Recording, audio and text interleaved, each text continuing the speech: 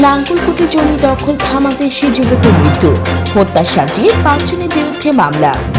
কুমিল্লার নাঙ্গলকোট উপজেলার আদ্রা দক্ষিণ ইউনিয়নের পটুয়া গ্রামে জমি দখল করতে আসে লোকজনকে থামাতে এসে হার্ট অ্যাটাকে শাহজাহান নামে এক যুবকের মৃত্যু হয়।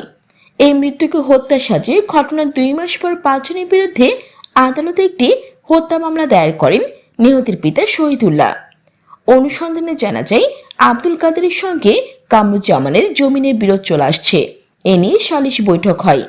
গত 13 জুন দুপুরে আব্দুল কাদেরের দখলে জমি কামরুজ্জামানের নেতৃত্বে শাহাবুদ্দিন, সাইফুল, নাসির সহ 15-20 জন দখল করতে যায়। এতে আব্দুল কাদেরের ছেলে মনির হোসেন বাধা দেয়।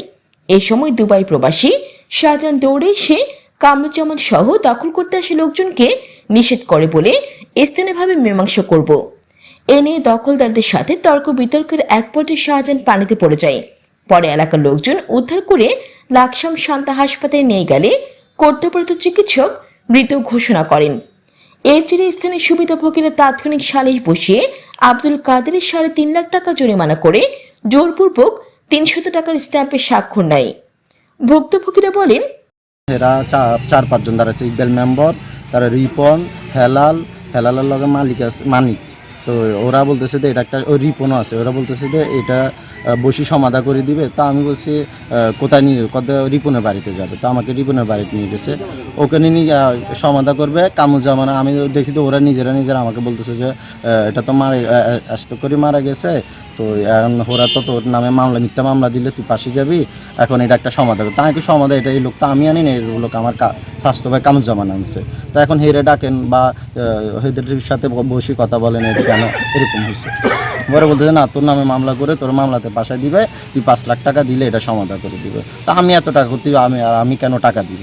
এগুলো নিয়ে বলার পরে এক পর্যায়ে হেরা আমাকে এক একজন এক এক রুমে নিচ্ছে, এই টানহাসরা করতেছে, বলতেছে কিছু ক্ষতিপূরণ দিলে এটা সমাধা করে দিব। তা আমি কেন দিব? এটা টানছে আরেকজনের মাধ্যমে এখানে আসি জায়গা দখল করতেছে হেরা। তো এর পরে আবার আমাকে বিভিন্নভাবে পুলিশের হুমকি দিচ্ছে। দেওয়ার পরে আমার থেকে ব্ল্যাঙ্ক স্ট্যাম্প নিয়ে 4.5 লাখ টাকা দাবি করি নিয়ে গেছে।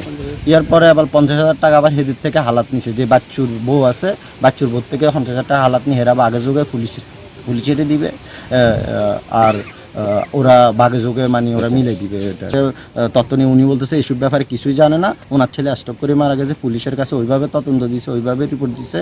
পুলিশ পর্যন্ত 4-5 জন পুলিশ আসছে, পুলিশের কাছে বলছে যে স্টক করে মারা গেছে। বা গ্রাম পটুয়া পিতা মুস্তফা আহমেদ। আসলে আমি দীর্ঘদিন রাজনীতি করি। আমি এই বৃহত্তর ইউনিয়নের ছাত্রের সহসভাপতি ছিলাম, ছাত্র দলের আহ্বায়ক ছিলাম এবং বর্তমানে বিএনপি সেক্রেটারি পটুয়া ওয়ার্ডের।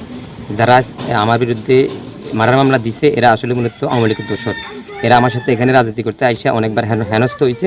এখন পরিকল্পিতভাবে আমাকে আসামি করা হয়েছে। তাদের যে মার্ডারের কথা বলছে, এটা কোনো মার্ডার না, এটা হলো স্বাভাবিক মৃত্যু। মার্ডার দিয়ে তারা একটা মামলা করছে, আমাকে 4 নম্বর আসামি করা হয়েছে। আমি কিন্তু আসলে এই ব্যাপারে কোনো কিছুই জানি না এবং এই ব্যাপারে কোনো কিছু অবগত না।